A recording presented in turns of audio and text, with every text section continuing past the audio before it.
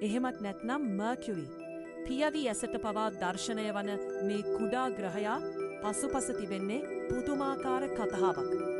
අද අපි මේ අද්භූත ග්‍රහයාගේ ඉතිහාසය, එය ගවේෂණය කළ යානා, එහි සැඟවුණු ශක්තිය සහ අපේ මේ අඩවිය හරහා ඔබට අත්විඳිය හැකි අභ්‍යවකාශ දත්ත ගැන ගැඹුරින් සොයා බලමු. බුධ ග්‍රහයා පයවි ඇසට පෙනෙන නිසා මෙය මුලින්ම සොයාගත්තේ කවුද කියලා නිශ්චිතවම කියන්න අමාරුයි. නමුත් මේ ගැන මුල්ම ලිඛිත සාක්ෂි තැබුවේ ක්‍රිස්තු පූර්ව 10 ආවන සියවසේ විසෝ ඇසිරියානු තාරකා විද්‍යාඥයන්. රෝමවරුන් මේ ග්‍රහයාට මර්කියුරි කියන නම තැබුවේ එය අහසේ ඉතා වේගයන් ගමන් කරන නිසයි. රෝම දේව කතාවලට අනුව මර්කියුරි කියනේ පනිවුඩ හුවමාරු කරන දූත දෙවියාටයි. වසර බිලියන 6 කපලක් පෙර සෞරග්‍රහ මණ්ඩලය නිර්මාණය වීමදීම කප් ඉතිරි වූ දූවිලි හා වායු එක් රැස් වෙලයි බුද්ධ නිර්මාණය වුණේ. මෙහි ඇති සුවිශේෂීම දේ තමයි එහි අභ්‍යන්තරයේ ඇති දැවැන්ත ලෝහමය හරය. එය මුළු ග්‍රහයාගේ ප්‍රමාණයන 87 කීස්කේත්‍රකේතත් වැඩිය.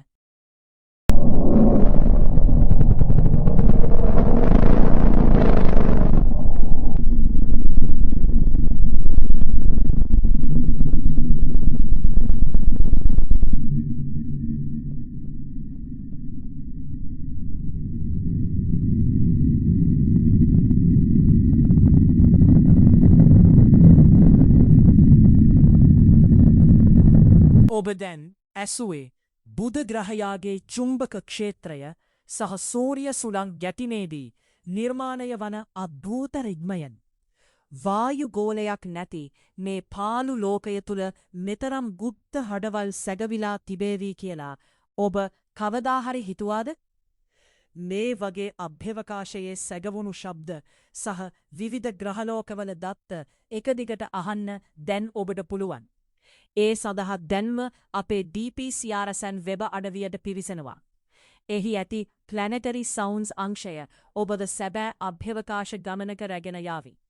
ඒ වගේම අපේ සූරියයා පිළිබඳ වීඩියෝව නරම්බන්න කැමති අයත් DPCRSN වෙබ අඩවියට ගිහින් එය නරම්බන්න. දැන් අපි බලමු මේ හිරුට සමීප ලෝකය ගවේෂණය කරන මිනිසා විසින් යවූ අපූරු නිර්මාණයන් ගැන. බුධ වෙත සාර්ථකව ළඟාවී තිබෙන්නේ යානා 3ක් පමණයි. මැරිනර් 10 මෙය බුධ ග්‍රහයා අසලින් පියාසර කළ පළමු යානයයි. බුධ ග්‍රහයාට චුම්බක ක්ෂේත්‍රයක් ඇති බවත්, හීලියම් සහ හයිඩ්‍රජන් අඩංගු ඉතා තුනී වායුගෝලයක් ඇති බවත් මුලින්ම සොයාගත්තේ මෙම යානයයි. එමෙන්ම ග්‍රහලෝකයක් ගුරුත්වාකර්ෂණය භාවිතා කරමින් යානයේ වේගය පාලනය කරන ග්‍රැවිටි ඇසිස්ට් තාක්ෂණය මුලින්ම ලොවට පෙන්වා දුන්නේ මෙයයි. මැසෙන්ජර් බුධ ග්‍රහයා වටා කක්ෂගත වූ ප්‍රථම යානය මෙයයි. මෙහි වැදගත්ම සොයා ගැනීම වන්නේ බුධ ග්‍රහයාගේ ද්‍රවවල ඇති අඳුරු ආවාට තුළ ජල අයිස් පවතින බවත් තහවුරු කිරීමයි. එමෙන්ම බුධ ග්‍රහයාගේ මධ්‍යයේ ඇති ලෝහමය හරය තවමත් අර්ධ ද්‍රව තත්වයේ පවතින බවත් මෙය සොයාගත්තා. බෙපි කොළොම්බෝ මෙය යුරෝපය සහ ජපානය එක්වා කරන අති නවීන මෙහෙයුමක්.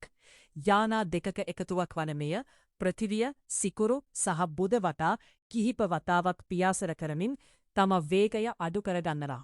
2025 වසරේදී එය කක්ෂගත වූ පසු බුධ ග්‍රහයාගේ අභ්‍යන්තර ව්‍යුහය සහ එහි ඇති රසායනික සංයුතිය ගැන පෙර නොවූ විරෝධත්ත අපට ලබා දෙනු ඇත. අද අපි ගත කළ මේ කාලය ඇතුළත බුධ ග්‍රහයා ගැන ඔබ මීට පෙර නොදැන සිටි බොහෝ දේ ඉගෙන ගන්න ඇති කියලා මම විශ්වාස කරනවා. අපේ මීළඟ විඩියෝවෙන් අපි හමුවෙනේ සෞරග්‍රහ මණ්ඩලයේ තවත් අද්භූත ග්‍රහයක් වන සිකුරු වීනස් සමගයි. ඒ විඩියෝව මග නොහැර නරඹන්න අපේ චැනලය සබ්ස්ක්‍රයිබ් කරලා එකතු වෙන්න. බුධ ග්‍රහයාගේ සහ අනෙකුත් ග්‍රහලෝකවල අඛණ්ඩ ශබ්ද අහන්න සහ අපේ සූර්යාව පිළිබඳ විඩියෝව නරඹන්න දැන්ම DPCRSN වෙබ් අඩවියට පිවිසෙන්න. මම ලිනුස් බිමුතු සම්පත්. ස්පේස් රේඩියෝ සීනහල සමග රැඳී සිටි ඔබට ස්තුතියි.